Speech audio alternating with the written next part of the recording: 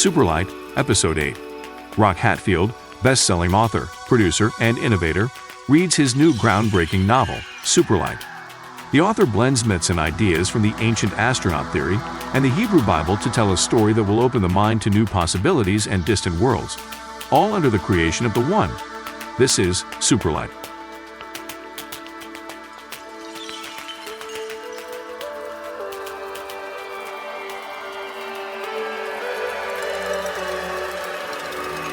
Excelsior Andrew L. and his staff move to the debark site on the Blade, where they will walk in space over to the Elohim.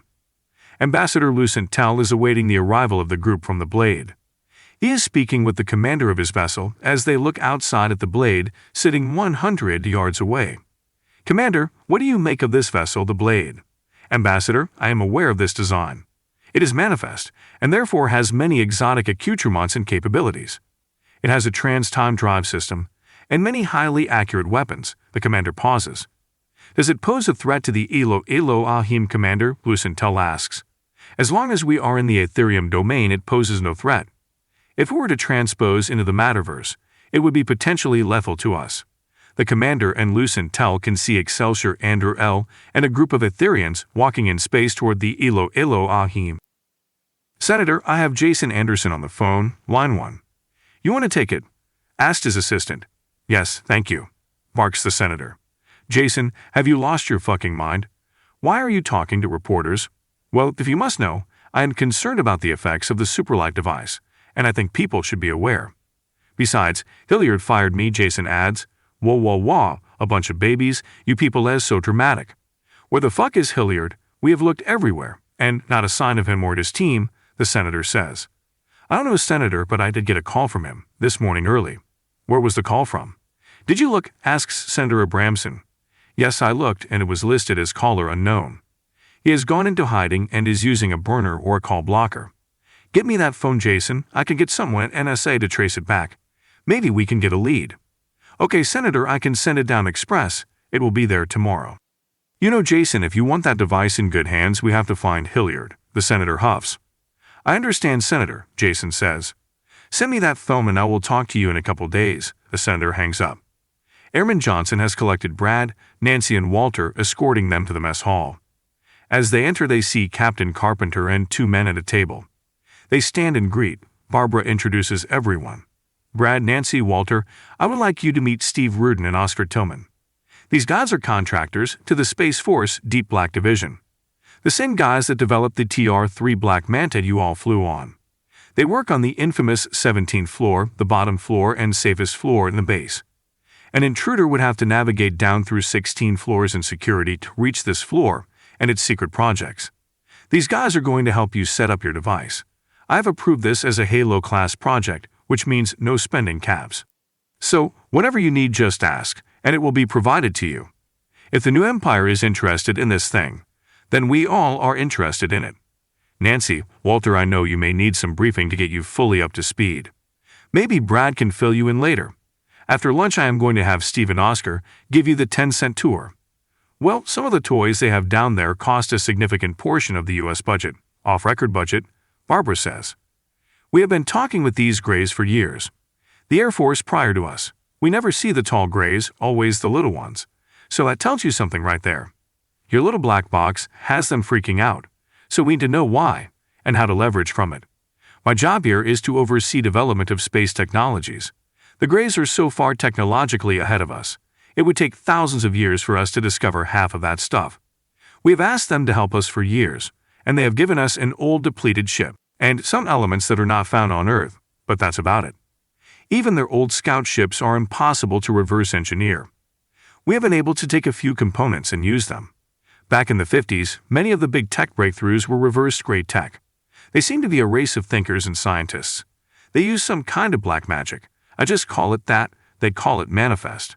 They are able to tell the quantum to build a spaceship, and the thing just 3D prints itself into existence. That's why their tech is so hard to back engineer. There are no signs of any manufacturing it like a living metallic body, no seams, rivets, nothing. Just a wholly formed organic ship. Which brings me to the whole point of this meeting. If the SUPERLIGHT is an economic or ideological threat to the Greys and their kind, we have a currency to trade in. I am certain they could build one in a minute. That's not the issue. They don't want us to have it. It is an existential threat to their economy and how they profit from us as a species. I have been thinking since we were on that ship with the big gray Anderl, that the human race and most likely many others are creations, avatars, if you will, made by the beings you are seeing with the superlight. It's all mind-melting information, but we need to learn more about these things and how they affect our planet and what threats they pose. You now have all the resources you need at your disposal. So, let's get some answers and fast. Our very survival could depend on it. Captain Carpenter concludes, the news of the superlight has been seen around the world. The news media have been featuring non-stop coverage of the story. Reporters have probed the White House, the Russians, the Chinese, the Vatican, just about every world leader for comment and analysis. U.S. President Andrew Walton Grant has fielded calls all day from far-flung world leaders. His Chief of Staff Ben Chambers is hovering nearby. The President is on a video call with Russian President Nikolai Brevsky. President Grant, I am very concerned that the U.S. has such a powerful weapon. I have conferred with the Council on International Emergency Affairs, and they are quite concerned with the idea of this powerful device being in the hands of one country. Therefore, we demand in all manner possible that the United States bring this device to the Council, that we might understand this dangerous invention better. Sir, with all due respect. Oh no, Grant thinks under his breath, when they start in with the all due respect bullshit, it means there is actually no respect. Grant mutes the call and speaks into his Chief of Staff's ear. Do we even know where this fucking thing is? Chambers says, no sir, not really. Just stall him so we can figure this all out. Grant takes the mute off. Nikolai, I am going to need some time to sift through this situation. As you know, I have a number of foreign leaders asking questions right now. Not to mention that this device we are talking about is owned and developed by a private tech company, and I will need their cooperation. The U.S. government can't just take it away. Not without a court battle.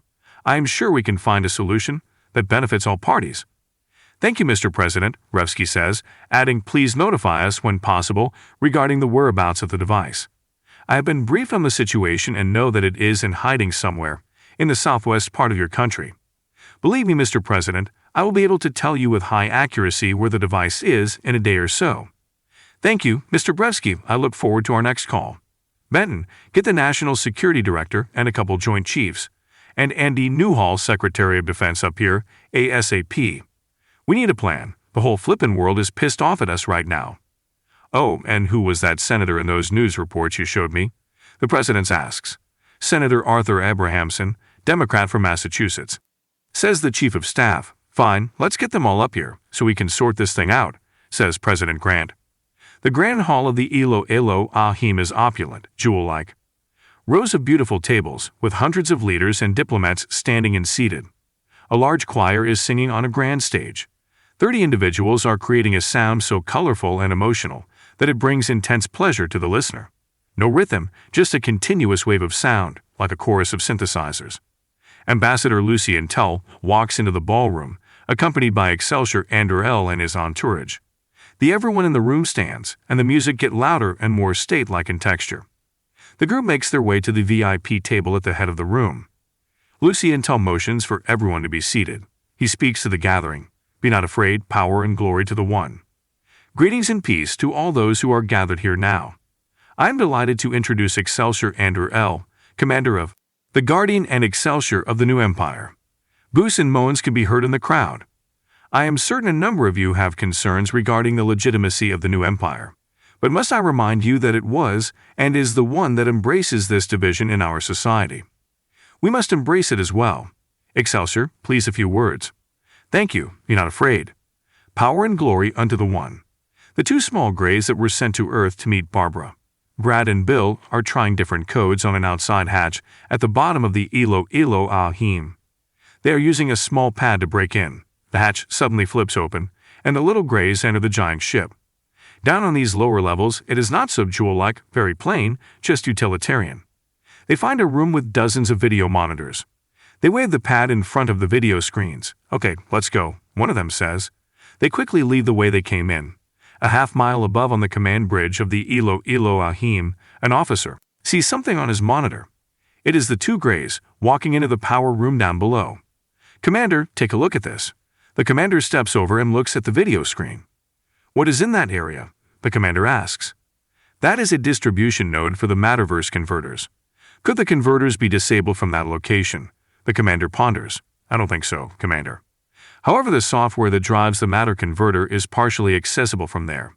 The commander calls out, Commander on duty to Ambassador Lucien Tell. Commander, this is not a good time right now, the ambassador says, speaking quietly. I am sorry, Ambassador, but we have had an intrusion. 2 new Empire operatives dressed in maintenance robes entered a very sensitive area of the ship. This could have potential of putting us at a great disadvantage. Thank you, Commander, glory to the One. Commander, make urgent plans to return to Etheria, top speed. Made so, Ambassador. The sound of the old barge, moving up to speed, can be heard in the ballroom. The choir sing louder in order to be heard above the engine noise.